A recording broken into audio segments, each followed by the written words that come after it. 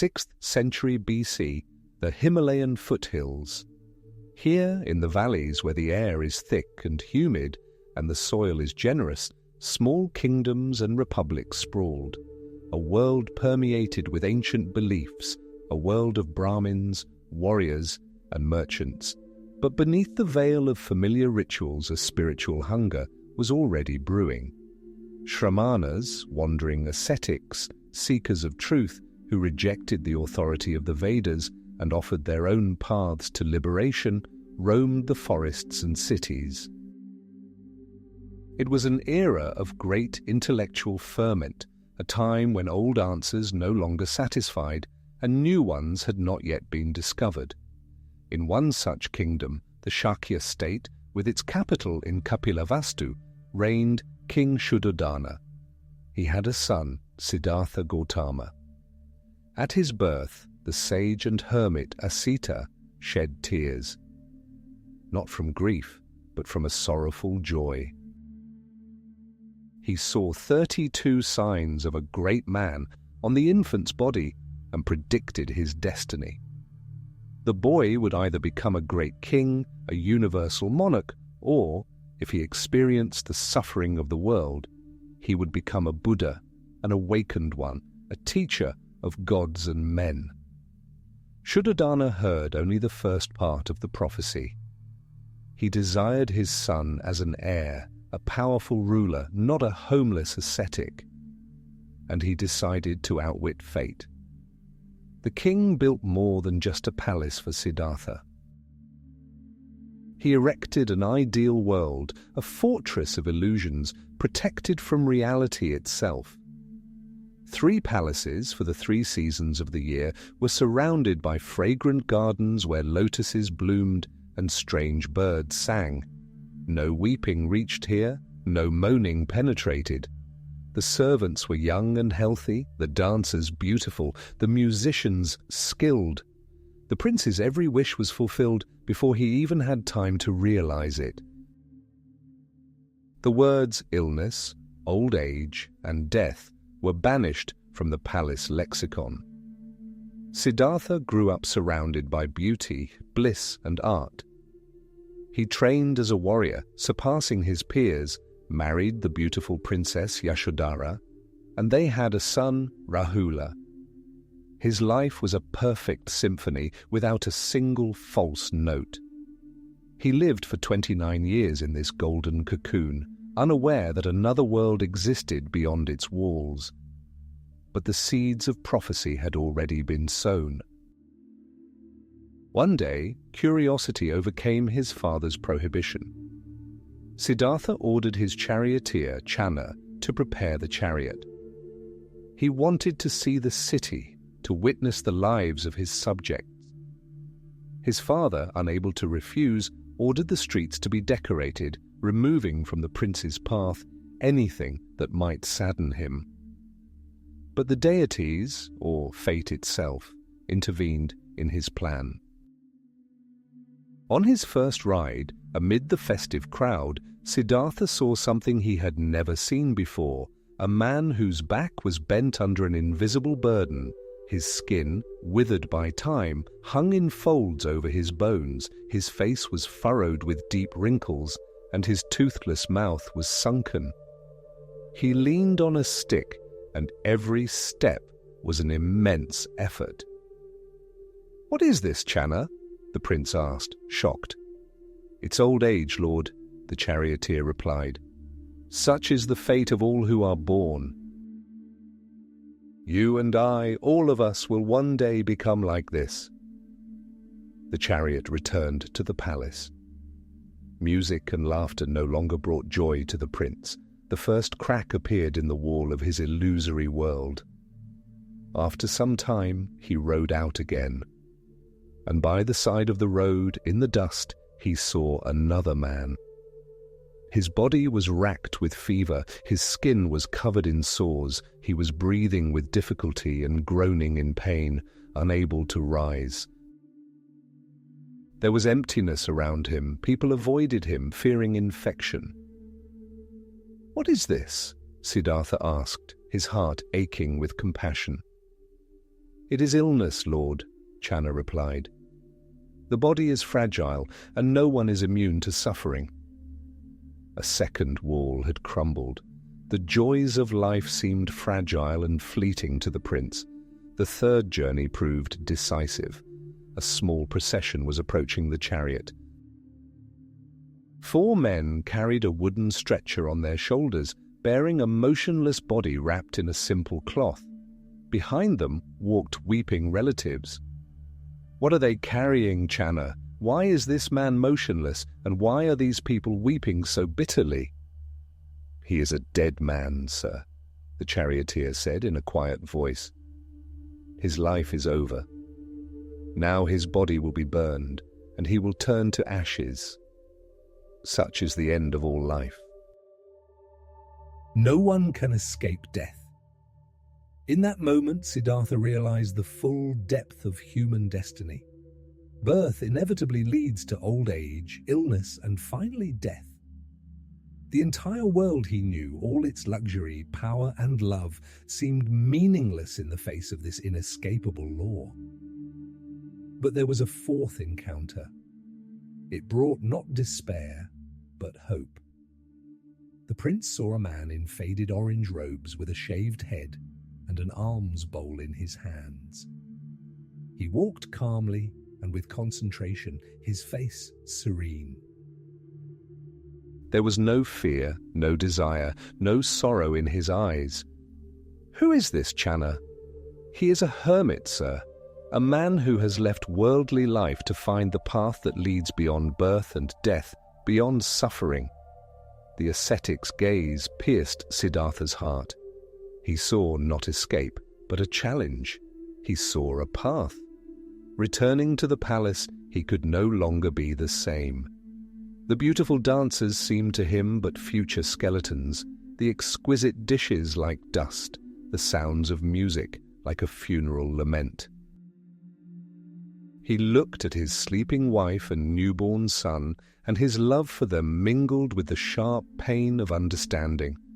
They, too, were subject to the law of suffering. The decision was made. One night, when the moon was full and the entire palace was asleep, Siddhartha rose. He looked at Yashodhara and Rahula one last time, not daring to touch them lest he wake them and shake his resolve. He quietly descended to the stables, woke Channa, and ordered him to saddle his best horse, Kantaka. Together they silently left the city, whose gates, according to legend, opened of their own accord. He stopped on the banks of the Anoma River. With his sword, he cut off his long dark hair, the symbol of the Kshatriya caste. He removed his silks and jewels and gave them to Channa, telling him to return to the palace. Donning a simple robe offered to him, according to legend, by one of the gods, he took the first step on a new path. Prince Siddhartha died. A nameless seeker of truth was born. His great quest for liberation was only just beginning. Leaving behind 5 ascetics, their bodies wasted from self-torture, Siddhartha Gautama arrived at the banks of the Naranjana River. Years of extreme asceticism had yielded no answer. His hungry body only clouded his mind. He realized that torturing the flesh was as much a dead end as wallowing in the luxury he had once fled. The truth must lie somewhere in the middle.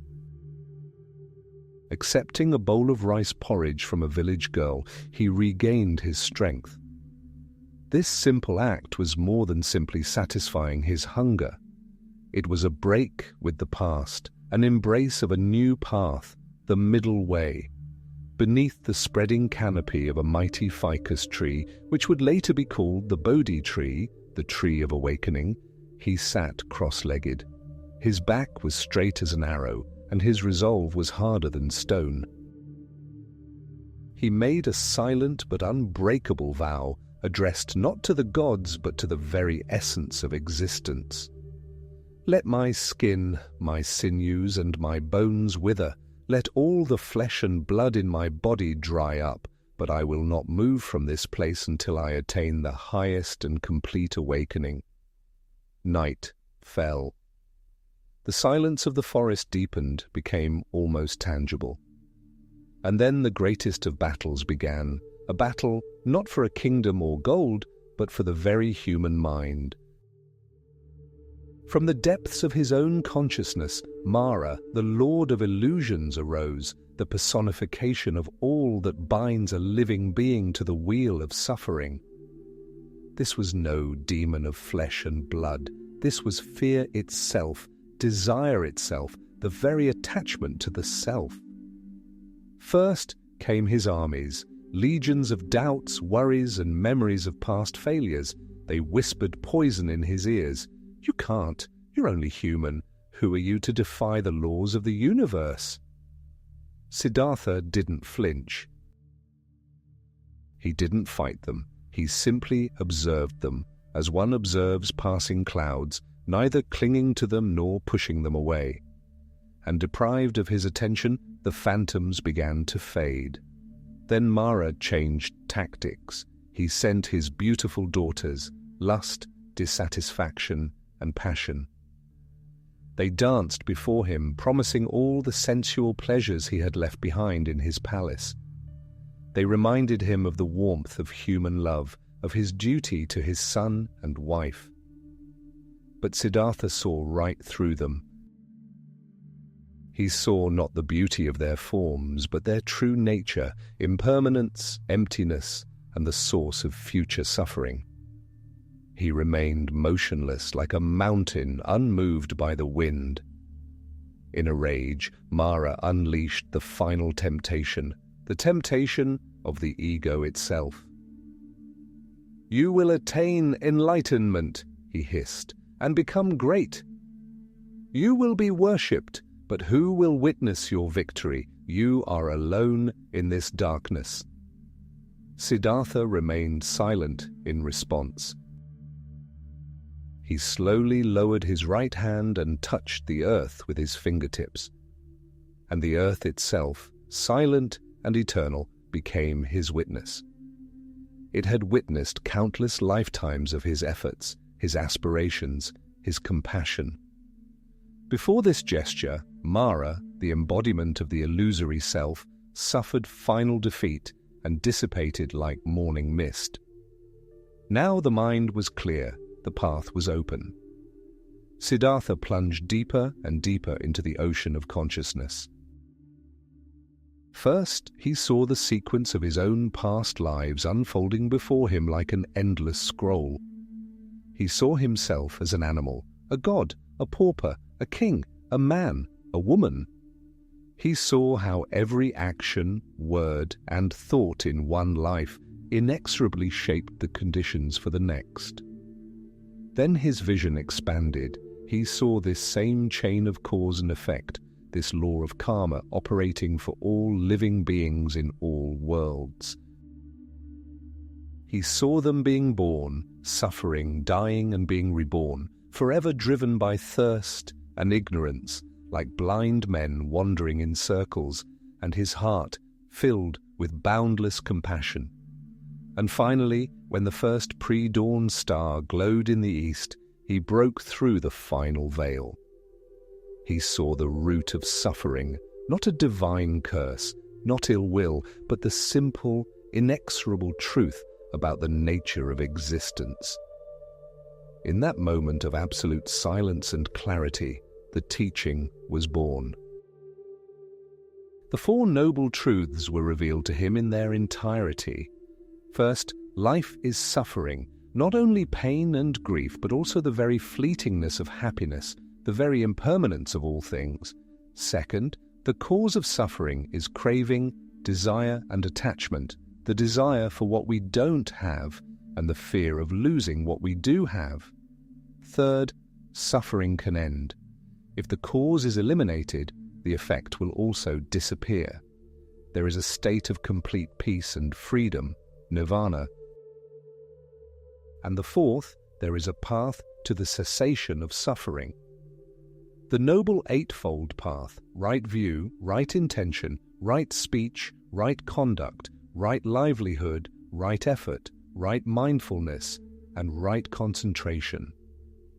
Siddhartha Gautama, prince of the Shakya clan, ceased to exist. Under the Bodhi tree, the Buddha, the awakened one, was born. He remained in the tree's shade for another 49 days, immersed in the bliss of liberation. He hesitated. The teaching he had learned was profound, subtle, and difficult to comprehend. Who in a world blinded by passions could understand it? But the thought of those beings whose eyes held only a little dust compelled him to rise.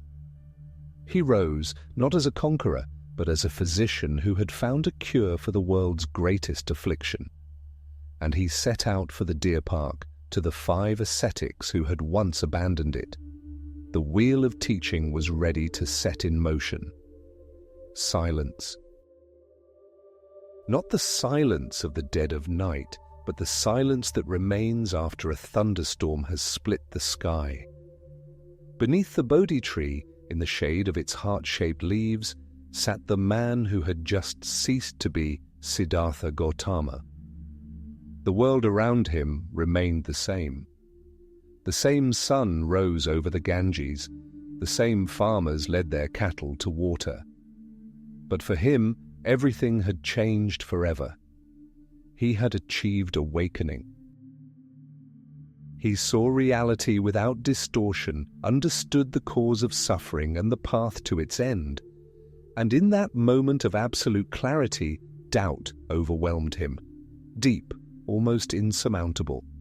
The truth he had discovered was subtle, profound, difficult to comprehend. How could one explain the taste of water to someone who had never drunk it? How could one describe the color of the sky to someone born blind?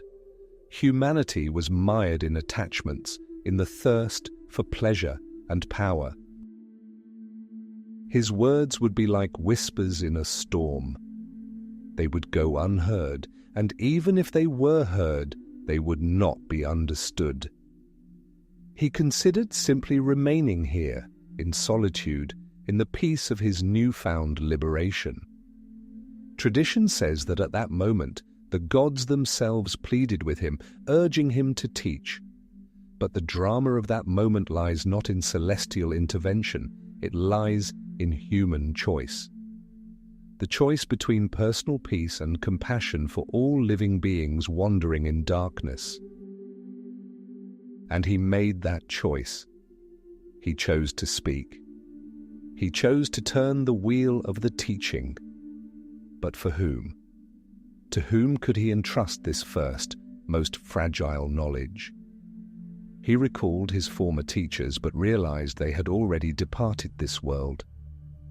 And then his thoughts turned to those who had been with him longest in his ascetic quest, his 5 former companions, 5 ascetics with whom he had shared a hard bed and meager food, torturing the flesh in the hope of freeing the spirit.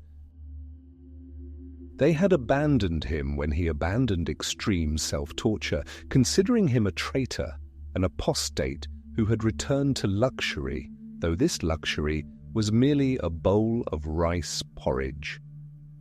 They were far away, in the deer park in Sarnath, near the city of Varanasi. And he set out. He walked for many days, crossing the sun-baked Ganges valley. The dust of the Indian roads covered his bare feet.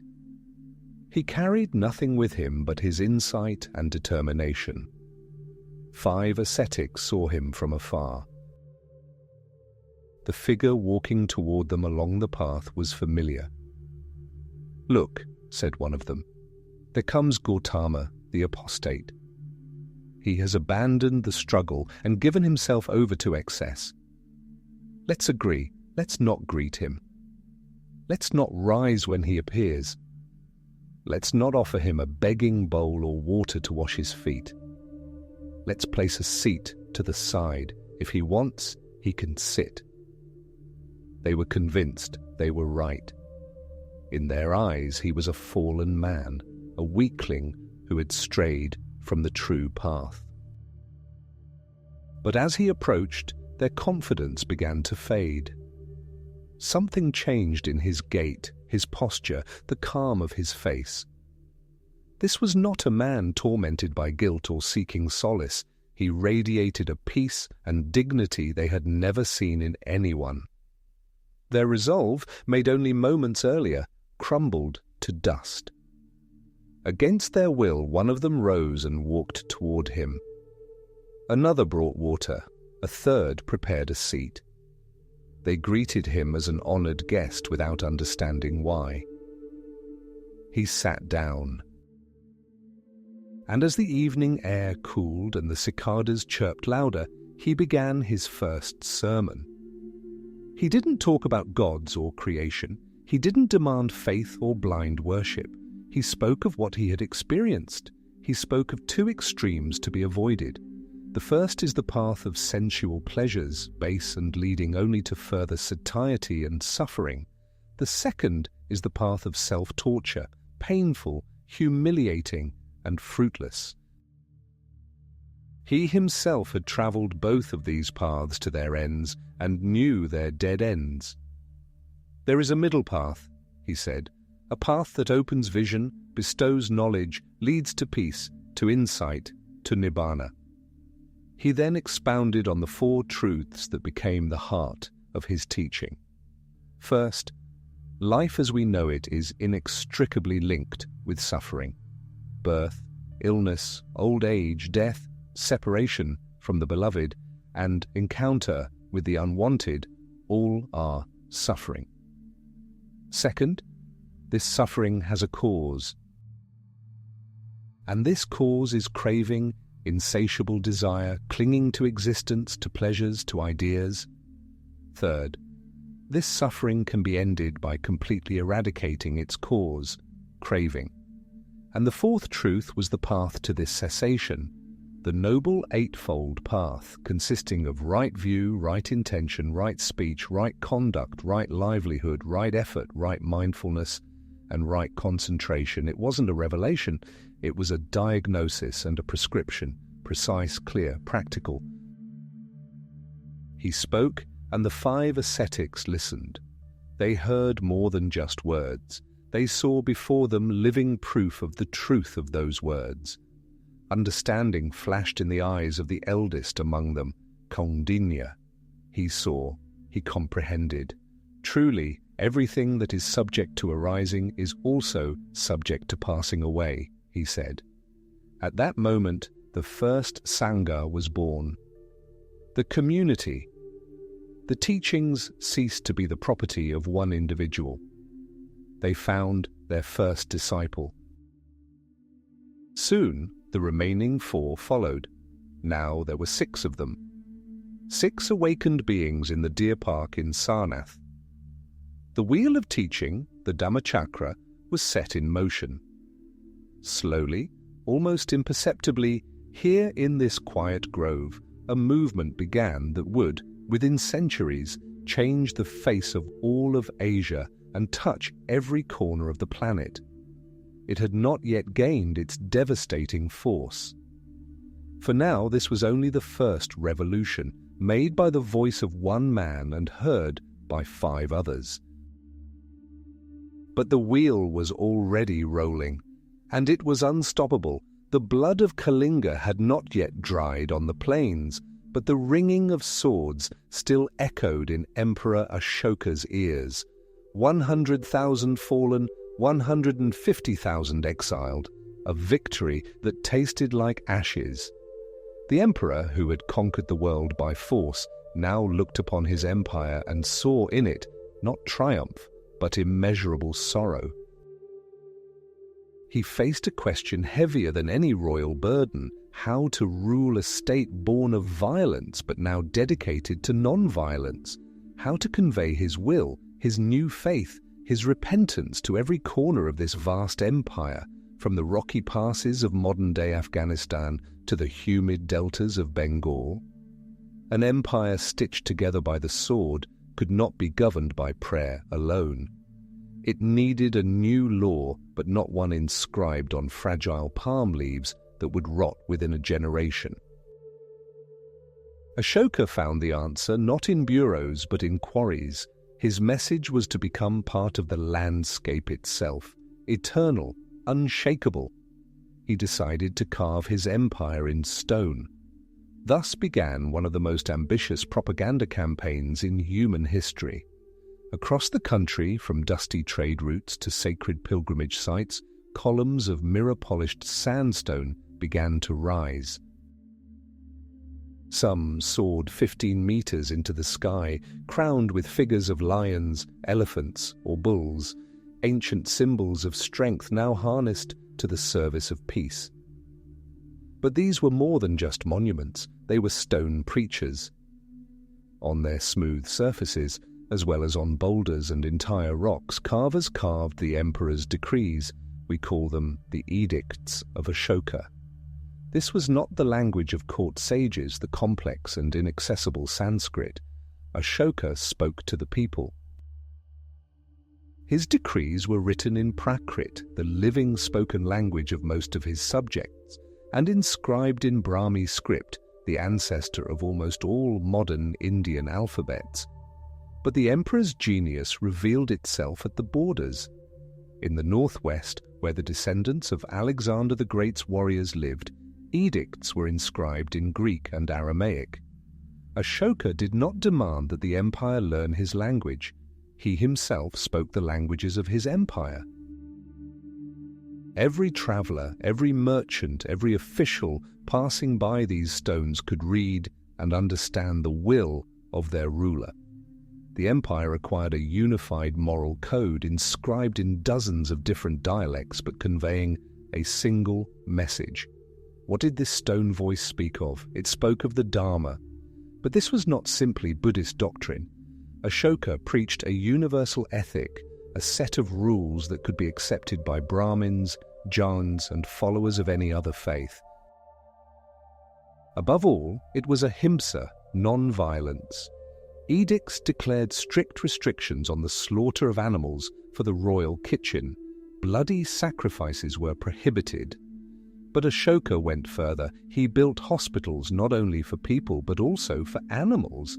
He ordered shade trees to be planted along the roads and wells dug to ease the journey for both people and pack animals.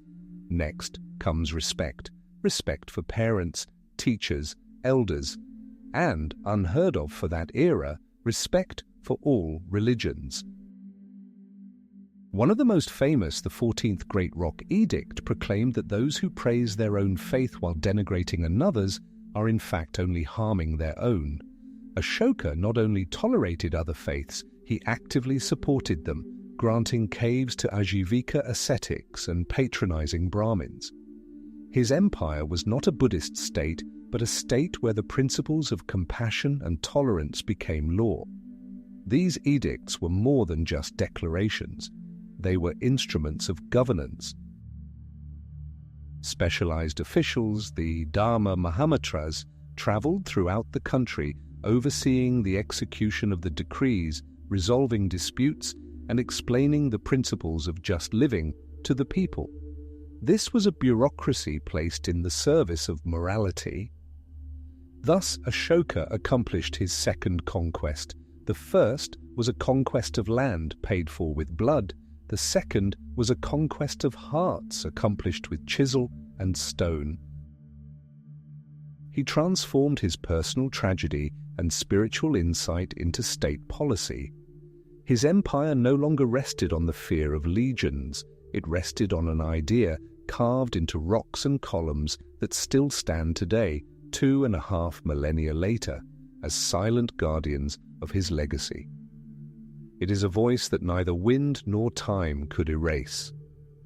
The voice of an emperor who understood that true victory lies not in the destruction of an enemy, but in the end of hostility itself.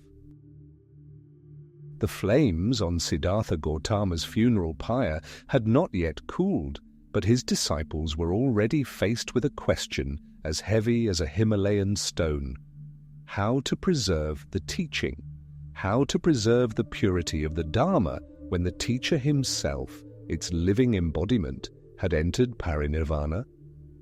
Confusion hung in the air, still scented with sandalwood and smoke. but it gave way to determination. The first council in Rajagriha, convened immediately after the Buddha's passing, was an attempt to carve his words in stone.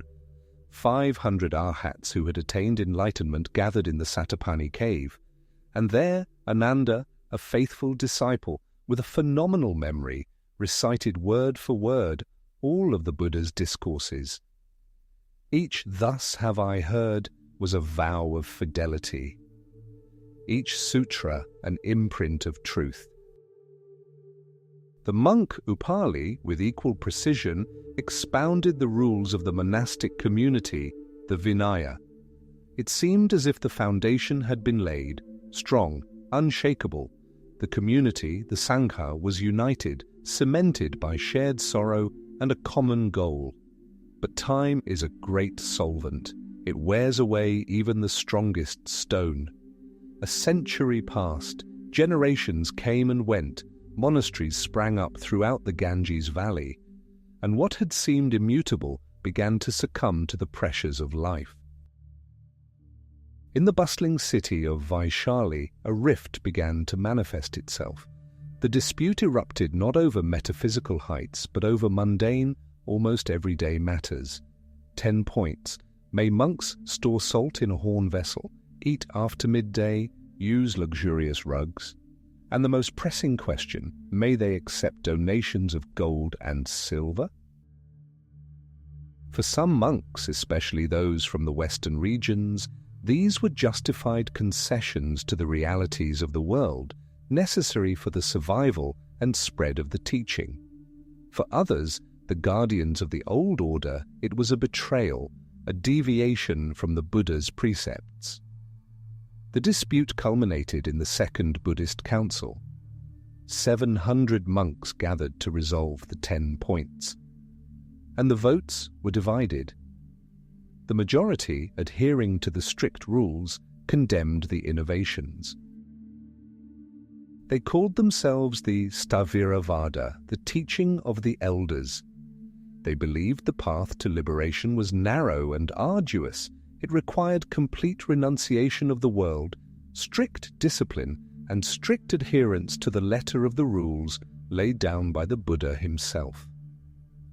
Their ideal was the Arhat, the perfect saint, who, through his own titanic efforts, breaks the chain of rebirth and attains nirvana. He saves himself. This was the path for the chosen few, the path of the solitary, a path upward over a sheer cliff. But those who found themselves in the minority at the council did not consider themselves losers. They saw this not as a defeat, but as the beginning of a new path. They called themselves the Mahasangika, the great community. They believed that the spirit of the teaching was more important than its letter, that the Buddha's compassion was boundless, and therefore the path to liberation could not be the preserve of just a handful of ascetics. It must be open to all, to lay people, to merchants, to women, to every living being suffering in this world. It was from this seed sown in Vaishali that a new, grandiose branch of Buddhism began to grow. It called itself Mahayana, Great Vehicle. And this name wasn't just a beautiful image, it was a declaration, a vehicle large enough to carry to salvation not just one person, but countless beings. In contrast, they called the elders' teaching Hinayana, lesser vehicle. This name, of course, was polemical, even pejorative, and the followers of the elders' path themselves never accepted it. Their tradition has come down to us under the name Theravada, that very same teaching of the elders. But what was the essence of this new great path? The Mahayana offered the world a new ideal. Instead of the Arhat, who seeks self-saving, the Bodhisattva came to the fore. An enlightened being already standing on the threshold of nirvana, ready to cast off the shackles of samsara, but voluntarily rejecting final liberation. Out of boundless compassion for all living beings, he vows to return to this world of suffering. Again and again. To be born and die until the very last living being, the last blade of grass, achieves enlightenment. It was an intellectual and spiritual explosion. New texts, new sutras appeared, which Mahayana followers claimed were the Buddha's secret teachings intended for those ready to hear them. The Prajnaparamita Sutras, the perfection of wisdom, revealed the stunning concept of sunyata, emptiness, the idea that no thing, no phenomenon has independent, permanent existence. Everything is interconnected, everything is illusory, like a dream or the reflection of the moon in water. It was on this basis that the great philosopher Nagarjuna, who lived around the 2nd century CE, rose to prominence. He systematized these ideas, creating the Madhyamaka school, the middle way, and his logic was as sharp as a diamond, cutting through any dogma. Thus occurred the Great Schism. Not bloody, not violent. It was not a clash of armies, but a divergence of paths. Two great rivers flowing from the same pure mountain source, the words of Buddha Shakyamuni, began their long journey. One Theravada flowed south to Sri Lanka and Southeast Asia, bringing with it the Pali Canon and the strict ideal of arhatship. The other, Mahayana, rushed north through the Himalayas to Tibet, China, Korea, and Japan, giving birth to an incredible diversity of schools, philosophies, and practices. Two interpretations of the same teaching, two paths to the same summit. A schism that, rather than destroying, expanded the legacy of the Enlightened One, forever changing the spiritual landscape of Asia and the entire world. Imagine a thread, thin, almost weightless, born in the cocoon of a tiny creature. Now imagine this thread, woven into fabric, changing empires, moving armies, and blazing roads through the most inhospitable lands on the planet. We call this the Silk Road, but the silk was only its outer, shiny shell. The true commodity, priceless and imperishable, moving along these arteries of civilization, was an idea. And one of the greatest ideas to embark on this journey was born under the Bodhi tree in India. By the first centuries of the Common Era, Buddha's teachings had already taken deep root in China. But Chinese followers faced a problem familiar to any scholar: translation. Early texts were fragmentary and often contradictory. The truth seemed distorted by repeated retelling, clouded like water in a travel flask. To quench their spiritual thirst, they needed to reach the source, the original Sanskrit sutras, preserved in the monasteries of India, and to do so, someone had to endure hell on earth. In 629, defying the imperial ban on leaving the country, a young monk named Xuanzang secretly left the capital of the Tang Empire, Chang'an. He was about 27 years old. Ahead of him lay 17 years of travel and more than 16,000 kilometers of wandering. His caravan was small, just him, his faith, and a few scrolls. His goal was great, to bring the unclouded light of the Dharma to China. The first test was the desert, the Taklamakan. Its name in the local dialect means enter and never leave. This is no poetic exaggeration. By day, the sun scorches the sky white, and the scorching sand melts resolve. At night, the temperature drops below freezing. Mirages beckon to non-existent oases, and a dry wind buries the bones of lost men and camels under the dunes. Xuanzang wrote that the only landmarks here were the bleached skeletons of his predecessors. He walked from one tiny, miraculously surviving oasis to another, where he, a Buddhist monk, was greeted with suspicion by Turkic warriors, Sogdian merchants, and Manichaean preachers. Each oasis was not just a stopover, but a seething cauldron of cultures, languages, and beliefs. Having crossed the desert, he encountered the mountains, the Tian Shan, and the Pamirs, icy passes at altitudes of over 4,000 meters, where the air is thin and cold, and every step is a struggle for breath. Glaciers ready to unleash an avalanche at the merest word. Narrow paths over precipices, where one false step meant the end of the journey and oblivion. But it was here, in these lofty heights, that Xuanzang saw something that strengthened his spirit. In the Bamiyan Valley, in what is now Afghanistan, two gigantic Buddha figures were carved from rock. One stood 35 meters tall, the other 53. For centuries, thousands of pilgrims and traders gazed upon these colossal statues, silently preaching majesty and peace. These statues were visible proof that the teaching had already traveled this path before him, that it could transform dead stone into a source of inspiration. Nearly 1,400 years later, in 2001, these statues would be destroyed, but then, for a solitary monk, they were a beacon indicating that he was on the right path. Having travelled through the lands of Bactria and Gandhara, where Greek art met Buddhist thought, giving birth to a unique Hellenistic style of sculpture, Xuanzang finally reached his destination, India. He arrived at the greatest university of his time, Nalanda. This was not just a monastery, but a vast academic city where 9,000 monk scholars studied not only Buddhist doctrine, but also logic, medicine, astronomy, and mathematics. Here, in libraries containing hundreds of thousands of manuscripts, Xuanzang spent years voraciously absorbing knowledge at the source. His return journey was no less perilous. But now he was more than just a seeker. He was a keeper. His caravan carried not silk or spices, but the greatest treasure of all, wisdom. 20 horses were loaded with 657 Sanskrit manuscripts. He carried with him an entire library that would forever change the intellectual and spiritual landscape of China.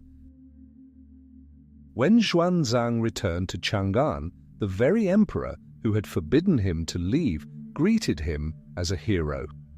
The monk traveler devoted the rest of his life to translating the texts he had brought back. His work became the foundation for entire schools of Chinese Buddhism. His travelogue, Records of the Western Countries, became an invaluable historical document used by archaeologists in the 19th and 20th centuries to rediscover the ancient cities and kingdoms of Central Asia. The Silk Road we call the Silk Road was paved not only with stone, but also with the strength of the human spirit. It carried not only goods, but also destinies. And the story of one monk who braved deserts, mountains, and emperors for a few scrolls of truth proves that the strongest thread binding civilizations is not silk, but an insatiable thirst for knowledge. By the 6th century CE, Buddhism in China was no longer a foreign curiosity. It had become deeply ingrained in the land of the Celestial Empire. Hundreds of monasteries adorned the mountain slopes. Thousands of monks translated sacred texts, debated the subtleties of doctrine, and created entire libraries of wisdom. Emperors patronized the teachings, seeing them not only as a path to salvation, but also as a means of maintaining their power. Buddhism was becoming a religion of rituals, merit, and texts. The more pagodas you built, the more sutras you copied, the more good karma you accumulated. Everything was understandable, measurable, almost tangible, and so into this world of polished doctrines and gilded pagodas arrives a figure of a different mold. Legend has it that he came from India, by sea, an old man with piercing blue eyes and a tangled beard, whose name was Bodhidharma. He was the 28th patriarch in the line of succession from the Buddha himself. He brought no new texts. He proposed no new rituals. He carried only himself and the stillness of his mind. Word of the holy sage reached the capital of the southern Liang dynasty, and Emperor Wu, the most ardent patron of Buddhism of his time, wished to see him. The meeting took place in the throne room, amid the glitter of silk and the cool jade of the palace floors. The emperor, proud of his deeds, addressed Bodhidharma. He recounted all he had done to spread the teaching, the monasteries he had built, the statues he had commissioned, the translations of sacred books he had supported. And then he asked the crucial question: what merit have I gained from all this? Bodhidharma's reply sounded like a thunderclap in a clear sky. He said, "No merit." The court froze.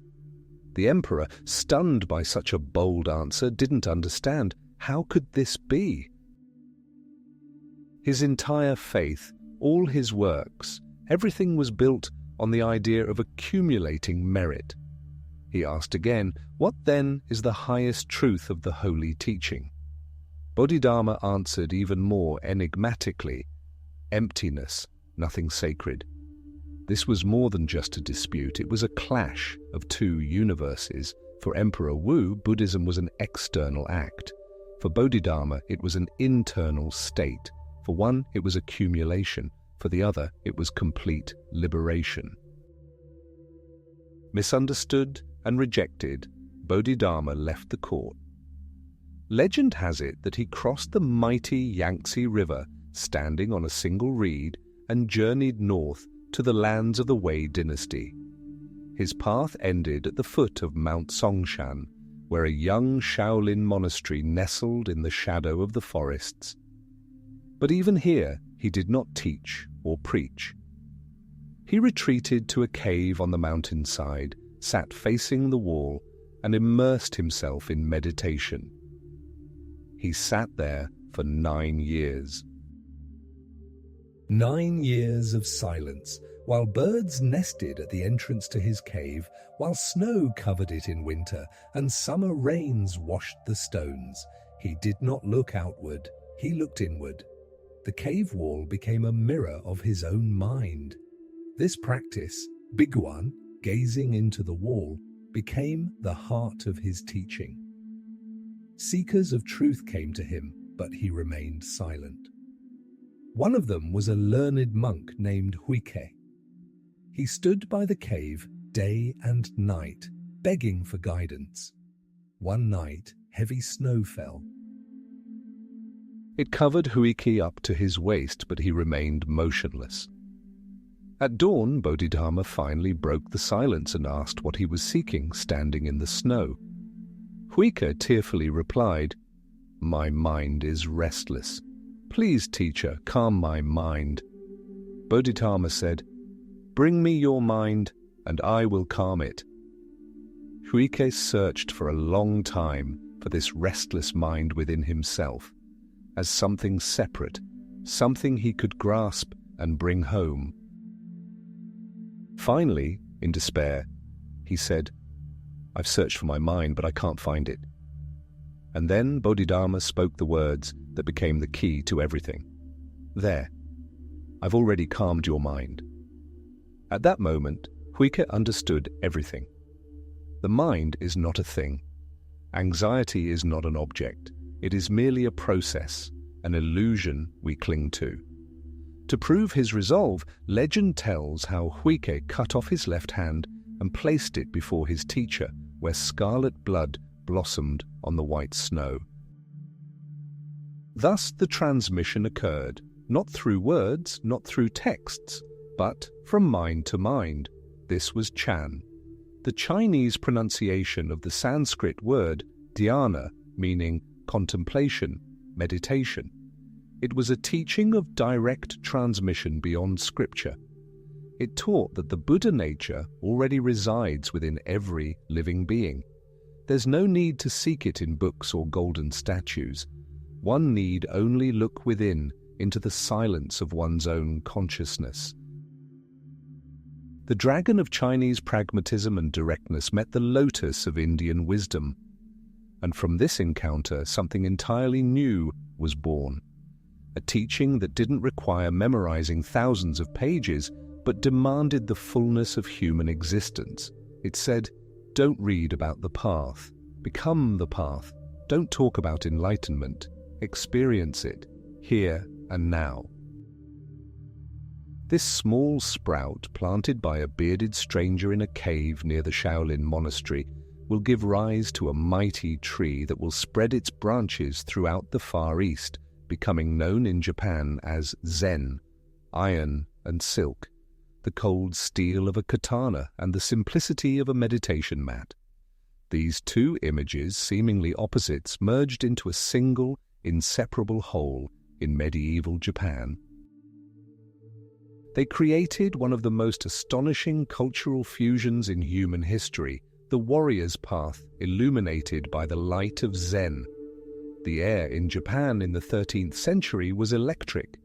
The emperor's authority in Kyoto had become a shadow, and real power lay with the military government, the shogunate, in Kamakura. The country was ruled by a caste of professional warriors, samurai, or, as they were called, bushi. Their lives were simple and harsh. They were measured by loyalty to their lord, mastery of the sword, and the constant proximity of death. The old Buddhist schools, with their complex rituals, lavish ceremonies, and endless sutras, seemed too distant, too aristocratic. A warrior who could die at any moment needed philosophy not for the afterlife, but for this very moment, for the breath before the blow. It was then that a new form of Buddhism arrived in Japan from the continent, from China. Zen. Its followers claimed that enlightenment was achieved not by reading texts or praying, but through personal experience, through meditation and strict self-discipline. Zen offered no answers. It offered a method. It didn't demand faith in gods. It demanded a look within, into the emptiness of one's own mind. For the samurai, this was a revelation. Zen discipline was akin to military drill. The concentration required for meditation was the same concentration required in combat. Most importantly, Zen taught fearlessness in the face of nothingness. Death is not the end, but merely part of an eternal flow, as natural as the changing seasons. A warrior who embraced this truth became invulnerable, not to the enemy's blade, but to the ultimate enemy, his own fear. This new alliance of sword and spirit was tested by fire in 1274 and 1281. Unprecedented armadas appeared off the coast of Japan. Tens of thousands of Mongol, Chinese, and Korean warriors, under the banner of Genghis Khan's grandson, Kublai Khan, arrived to conquer the islands. The ruler of Japan, Regent Hojo Tokimune, was a devout follower of Zen. Faced with a threat that could wipe his country off the face of the earth, he did not panic. He turned to his spiritual mentor. The master's answer was simple. If you want to find peace, look to the source of your anxiety. Legend has it that when a Mongol soldier stormed into Engaku-ji Temple and raised his sword over Master Buko's head, he did not flinch. He calmly recited a verse. Amidst the thunder and lightning of this world, there is a place where there is neither life nor death. The soldier, struck by this absolute calm, lowered his blade. The Japanese warriors fought with desperate courage. And although they were twice assisted by a divine wind, a kamikaze, and a typhoon that scattered the invading fleet, it was the inner fortitude forged by Zen practice that allowed them to endure. They fought in a state they called mushin, literally no mind. This is not stupidity. It is a mind like the surface of a lake on a windless day, reflecting everything but holding nothing back. In battle, this meant there was no time for fear, for doubt, for the thought, I'm going to strike now." The sword moved of its own accord, the body responded instinctively, and the mind remained pure and unclouded. An action without an agent, a strike without the one delivering the strike. The ideal expression of this state was one of the most powerful Zen symbols, Enso, the empty circle. One exhalation, one stroke of a brush dipped in ink, and on the white paper a circle appears, Enso. It can be closed or open, perfect or deliberately imperfect. It's not just a symbol, it's the imprint of a moment, evidence that at that very moment the artist has reached an enlightened void where there is no ego, no thoughts, but only pure being.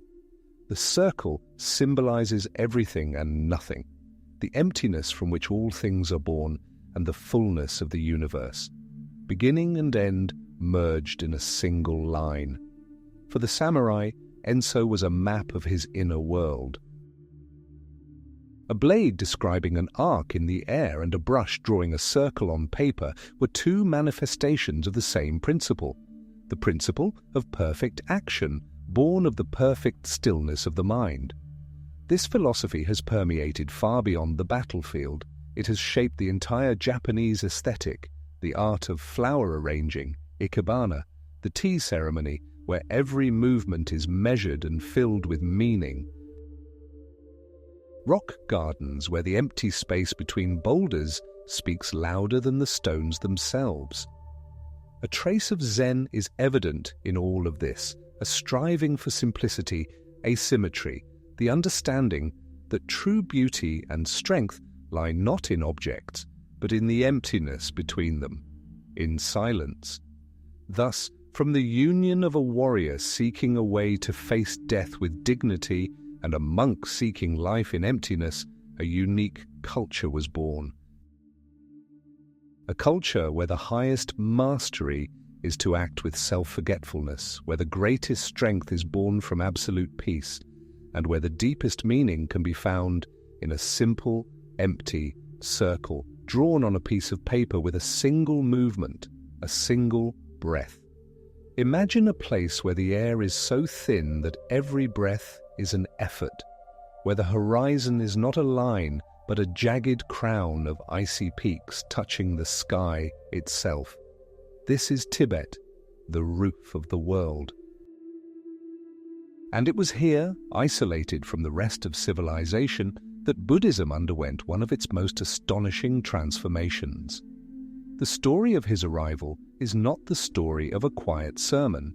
It is a tale of politics, magic, and a great clash of worlds.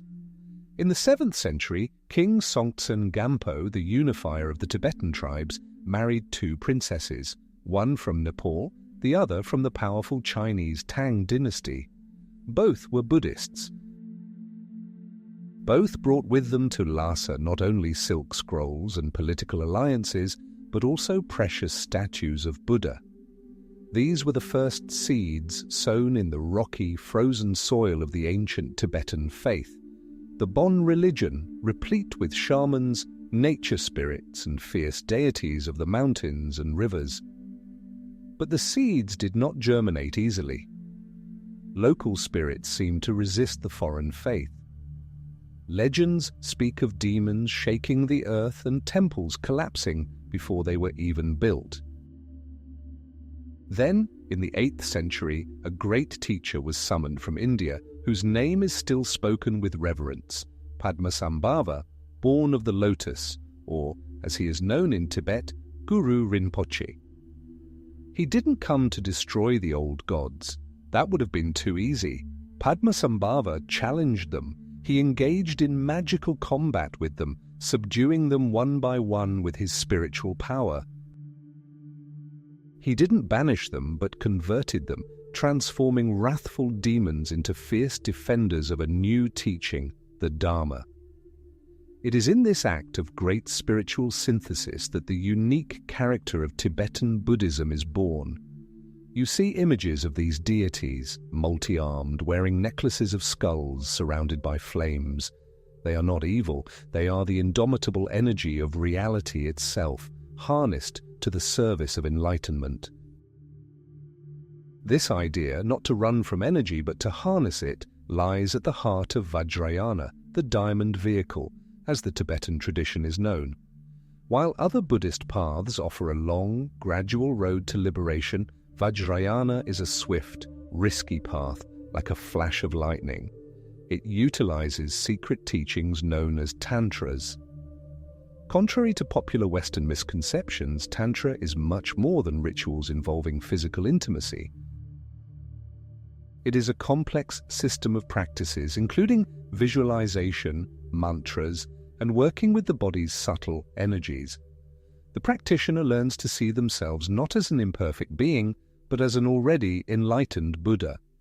They don't simply pray to a deity, they merge with it, embodying it in their meditation to awaken its qualities, compassion, wisdom, and strength. This is a dangerous path. Without an experienced mentor, a guru, the student risks drowning in their own ego, mistaking illusion for reality. Therefore, the transmission of knowledge here always occurs personally from teacher to student in an unbroken chain of initiations. And perhaps the most striking symbol of this complex cosmos is the mandala. To the uninitiated, it's merely a beautiful, symmetrical pattern. But for a monk, it's a two-dimensional map of the three-dimensional palace of enlightened consciousness, a detailed plan of the universe. The most famous mandalas are created from colored sand. For months, hunched over a platform, monks use thin metal funnels called chakpur to pour out sand grain by grain, creating an incredibly complex design. Every color, every line, every shape has profound symbolic meaning. It's an act of supreme concentration, meditation in action. And then when the work, which took hundreds of hours of labor, is complete, it is destroyed. With a single movement of the hand, the intricate pattern is blended into a grey pile of sand.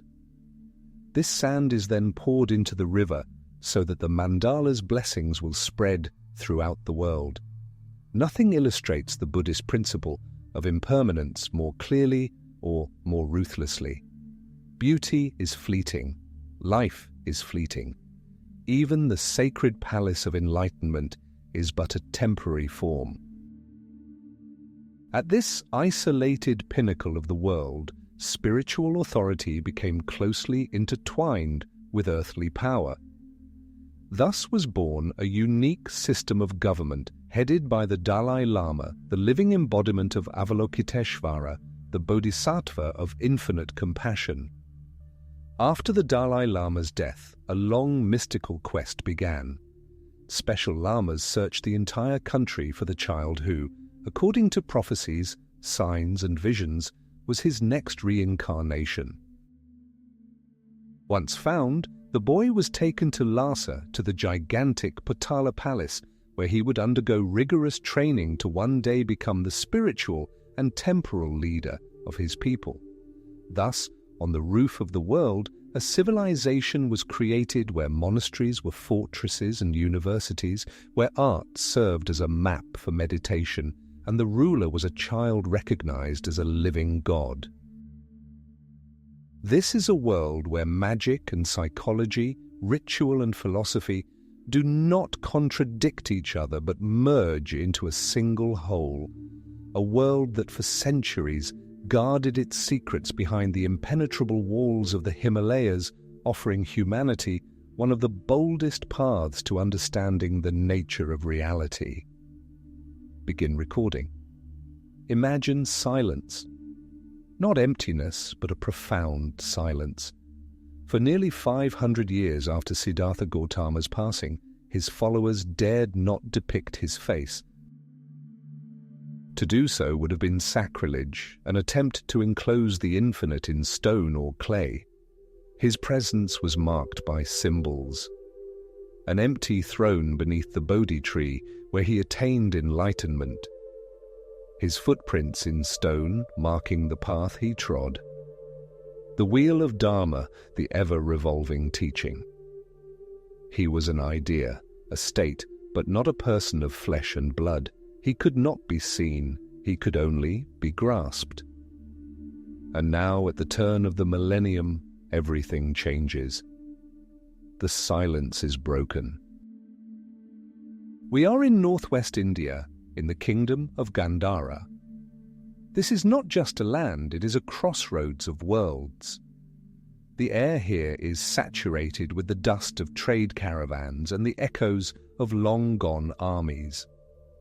Here, in the mountains and valleys of modern-day Pakistan and Afghanistan, the legacy of Alexander the Great collided with Indian wisdom. Greek gods and heroes lived on in the memories of the descendants of his warriors. And it is here, in this melting pot of cultures, that the face of Buddha first appears. But whose face is this? Look. Heavy, wavy hair pulled back into a knot like a Greek philosopher, a straight, chiseled nose, deep-set eyes beneath sharply defined brows, a robe falling in folds reminiscent of a Roman senator's toga. This is Apollo, dressed in a monk's robe. This is the Hellenic ideal of beauty, harnessed to a new spiritual quest. The Gandhara masters, perhaps Greek in origin, used a familiar language of form to express the ineffable, the state of enlightenment. Their Buddha is a calm, self-assured teacher, athletic and humane. The drama of this moment is astonishing. Western humanism gave a physical body to the Eastern teaching of emptiness. However, history is never linear. Simultaneously, thousands of kilometers to the southeast, in the city of Mathura, another image is born, completely different. This is not a Greek god. This is a mighty Indian yaksha, a spirit of nature, broad shoulders, a powerful torso, open eyes, and a subtle, earthly smile. His robe is the finest fabric, barely concealing his powerful body. If the Gandhara Buddha is a philosopher, then the Mathura Buddha is a king of the spirit, full of vitality, energy, prana. Two different answers to the same question, two rivers flowing from different sources destined to merge into one, and they merge. In the 4th and 5th centuries CE, the golden age of the Gupta Empire, Indian art reached its apogee. The masters of Sarnath and Mathura drew on the best of both styles. The Greek harmony of Gandhara merged with Indian spiritual energy. Thus the classical, canonical image was born. Look at him now, his face is perfect. It expresses neither joy nor sadness, it conveys a peace beyond emotion. His eyes are lowered, their gaze directed inward, into the depths of consciousness. His lips are curved in a subtle, enigmatic smile, the smile of one who has realized the truth and freed himself from suffering. His body is perfectly proportioned, yet devoid of worldly sensuality. His robe clings to him like wet cloth, not concealing but spiritualizing his form. He is no longer a man or an Olympian god.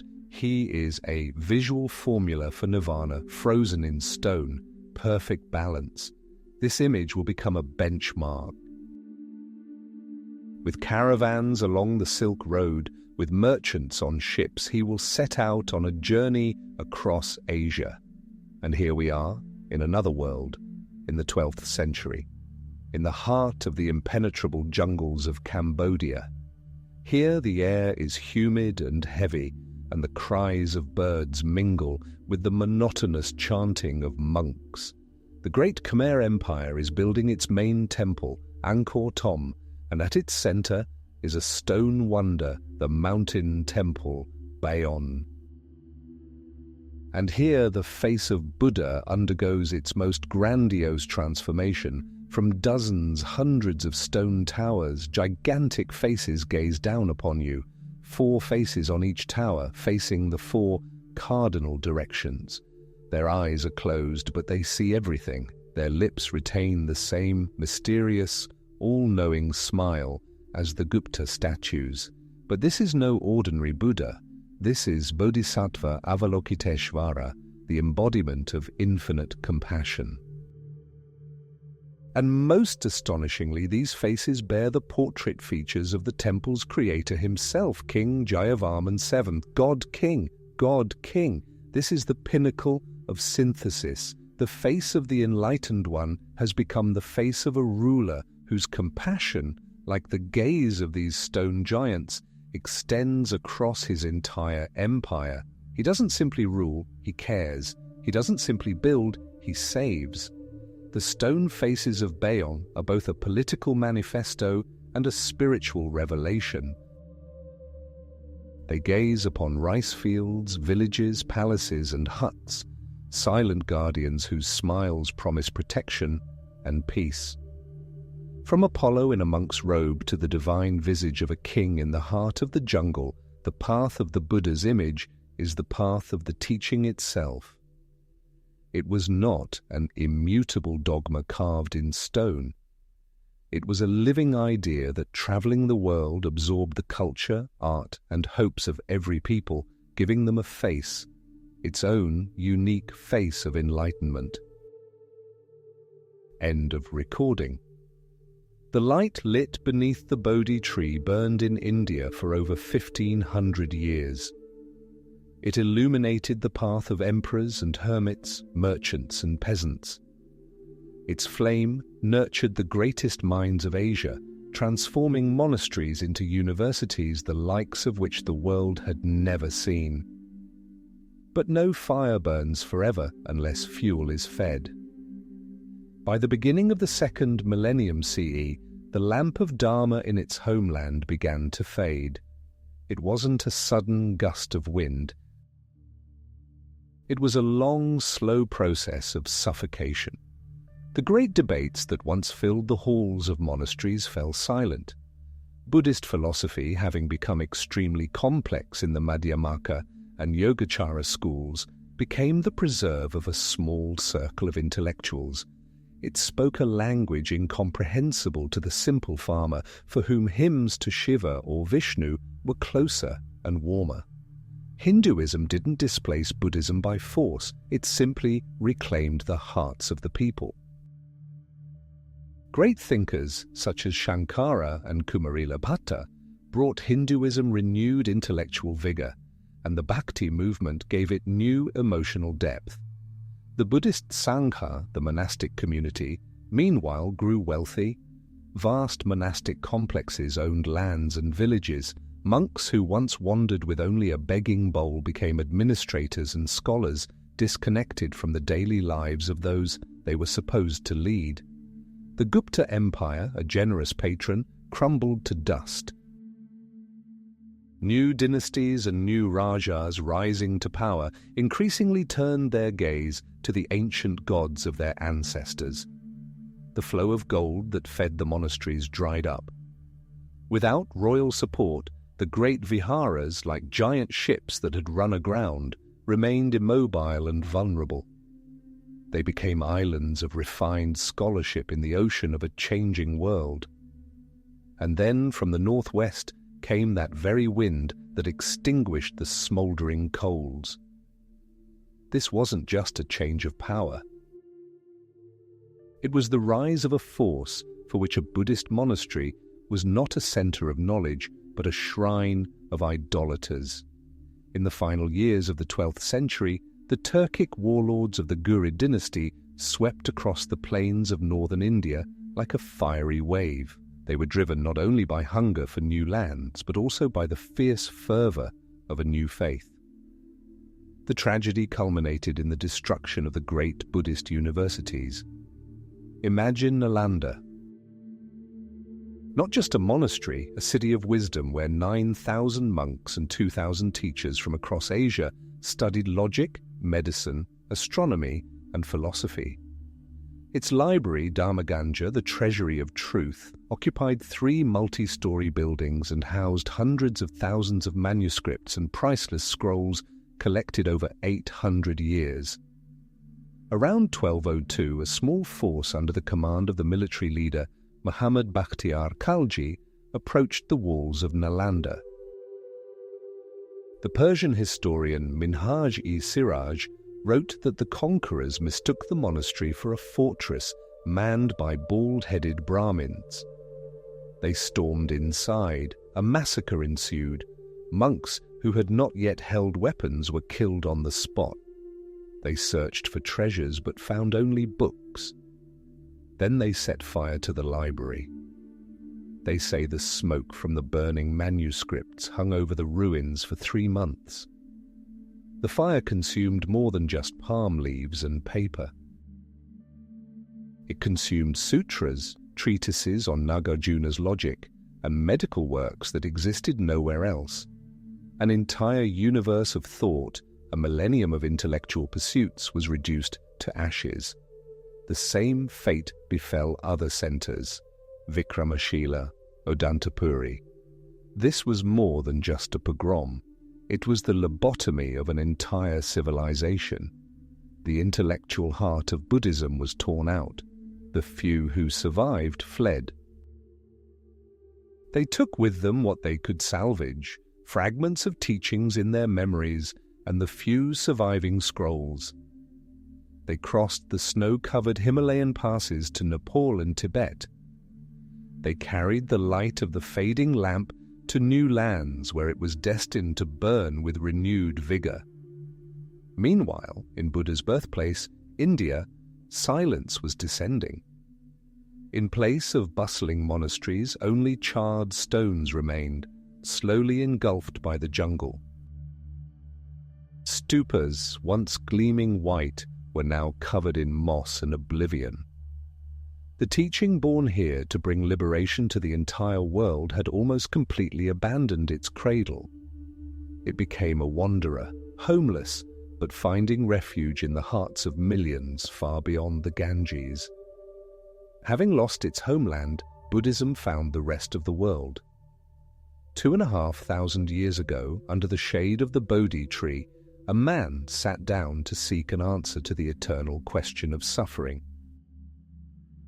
His journey was internal, his laboratory his own consciousness. He left behind no stone temples or empires, only a path passed down from teacher to student, whispered in monastery cells, inscribed on palm leaves, carried across the snow-capped passes of the Himalayas, and enduring the fires of war. Now let's fast forward to the very end of the 19th century. The year 1893, the Chicago air is thick with coal smoke and the smell of molten steel. Here, at the World's Fair, in the Parliament of Religions, a voice speaks out, alien to this roar of progress. Anagarika Dharmapala, an envoy from Ceylon, speaks of compassion, the law of karma, the path to ending unquenchable thirst. For most Americans intoxicated by the Gilded Age, his words are nothing more than an exotic curiosity. This was more than just a speech. It was a glitch in the program, the first echo of an ancient teaching in the heart of an industrial giant. Decades pass. The echo grows louder. Now it resounds not in lecture halls, but in the smoky coffee shops of San Francisco. It is picked up by the Beat Generation. Jack Kerouac, in his Dharma Bums, transforms the search for enlightenment into a road trip, mixing Zen koans with the smell of gasoline and the freedom of the open road. For them, Buddhism is rebellion. A rebellion against consumer society, against the stifling predictability of life. They didn't always understand its depth, often romanticizing it, but it was they who tore away its academic veils and sowed its seeds into the soil of the counterculture. But the most astonishing dialogue began when no one expected it, not in temples or ashrams, but in sterile laboratories amid the hum of scientific equipment. At the end of the 20th century, the unthinkable is happening, the meeting of ancient contemplative practice and cutting-edge neuroscience. Picture this scene. A saffron-robed Tibetan monk who has devoted tens of thousands of hours to meditation sits motionless in the humming tunnel of an MRI machine. Hundreds of electrodes are attached to his shaved head. Scientists like Richard Davidson of the University of Wisconsin watch the monitor screens. They're not searching for a soul, they're looking for objective, measurable changes in the brain, and they find them. What they see shakes the foundations of Western medicine. Meditators have demonstrated unprecedented activity in the left prefrontal cortex, the area associated with positive emotions and happiness. Their brains generate powerful gamma waves, indicating the astonishing synchronicity of tens of thousands of neurons. This is the neural signature of a state of deep mindfulness and compassion. Ancient texts describing the states of samadhi and metta suddenly found physical confirmation in the language of electrical impulses. Neuroplasticity has been proven. The brain, like a muscle, changes with training, mental training. This meeting sparked a revolution. In 1979, biologist John Kabat-Zinn, not a Buddhist, adapted the key principles of meditation for secular use. He created a mindfulness-based stress reduction program. 8 weeks of training, accessible to any patient in a typical American hospital. No rituals, no dogma, just technique. A technique of observing your breath, your body sensations, your flow of thoughts. And it worked. Today, this practice, known as mindfulness, is used in corporations to increase productivity, in the military to combat post-traumatic stress, and in schools to improve concentration. The ancient path has become global. It no longer requires a lengthy pilgrimage. It's accessible via a smartphone app. It promises not so much nirvana as relief from anxiety and increased personal effectiveness. And herein lies the central paradox of our time. A teaching created to liberate oneself from desire has become a commodity in the self-improvement market. Is this a great adaptation that has allowed ancient wisdom to reach millions, or a subtle profanation that has diluted its profound essence? The answer to this question has not yet been written. We stand at a remarkable crossroads. The path to understanding consciousness, begun 2,500 years ago in the silence under a tree, continues today in the bustle of laboratories, neurons and nirvana, a map of the brain and a map of the mind.